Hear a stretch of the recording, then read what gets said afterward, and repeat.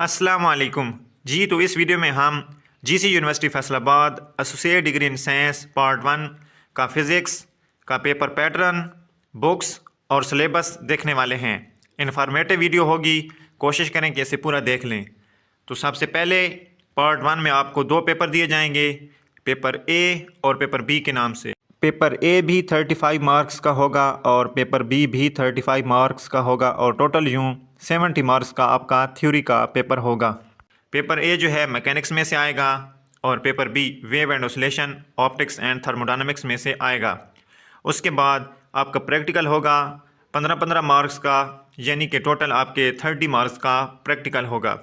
तो यूँ पार्ट 1 में आपके फ़िज़िक्स के मार्क्स होंगे 100 और नोट में देखें तो आपको 8 क्वेश्चन गिवन होंगे और 8 में से आपने अपनी मर्ज़ी से जो है 5 क्वेश्चन अटैम्प्ट करने होंगे। इसमें हम पेपर भी देख लेंगे, ओरिजिनल पेपर, ताकि आप जो है मज़ीद अच्छे से समझ सकें जी। तो सबसे पहले हम पेपर ए की बात कर लेते हैं। पेपर ए मैकेनिक्स में से आता है। बुक आपको अपनी स्क्रीन पर शो हो रही है। बुक जो है आपको सेपरेट भी मिल जाती है और कंबाइन भी मिल जाती है। इसमें साथ वेव एंड ऑसिलेशन भी शामिल होती है और अगर सेपरेट लेना चाहें तो भी आपकी मर्ज़ी है। इसमें हम देख लेते हैं कि सिलेबस कौन कौन सा शामिल है।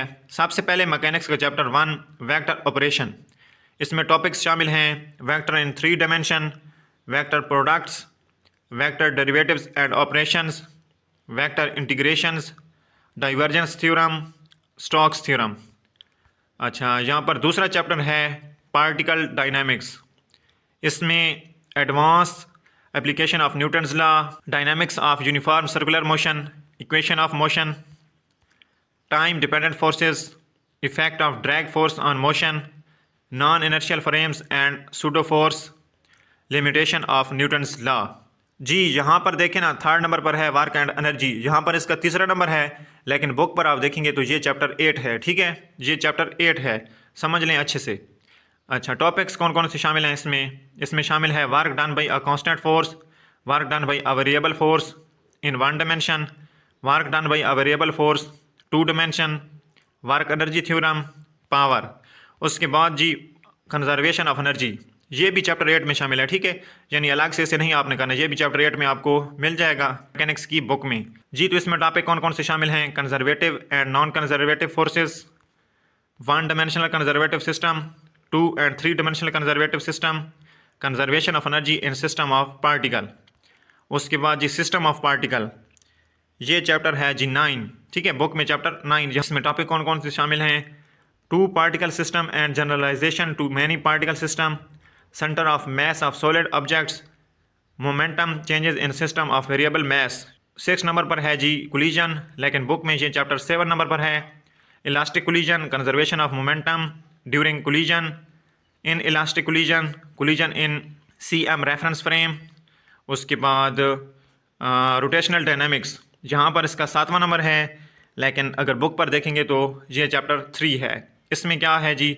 Overview of rotational dynamics, parallel axis theorem, determination of movement of inertia of various shapes, rotational dynamics of rigid bodies, combined rotational and translational motion.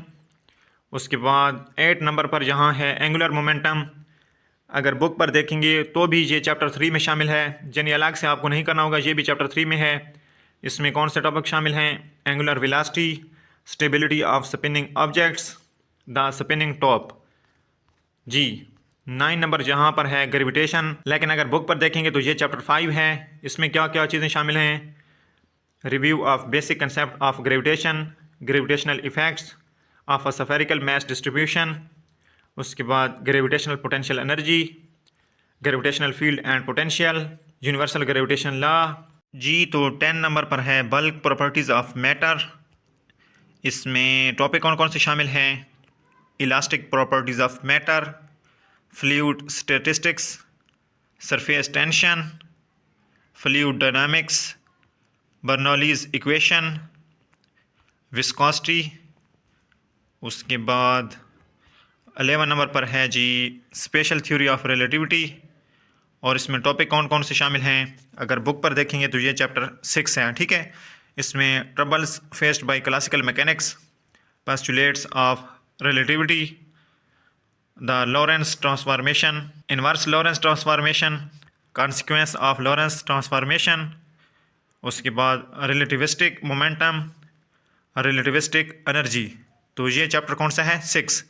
तो इस तरह हमारा पेपर ए हो गया कंप्लीट। ये आपके सामने पेपर है, पेपर ए मैकेनिक्स में से। यहाँ पर आप देख सकते हैं कि आपको जो है 8 क्वेश्चन गिवन है और 8 में से आपने 5 क्वेश्चन अपनी मर्ज़ी से अटैम्प्ट करने हैं, ये आप देख सकते हैं।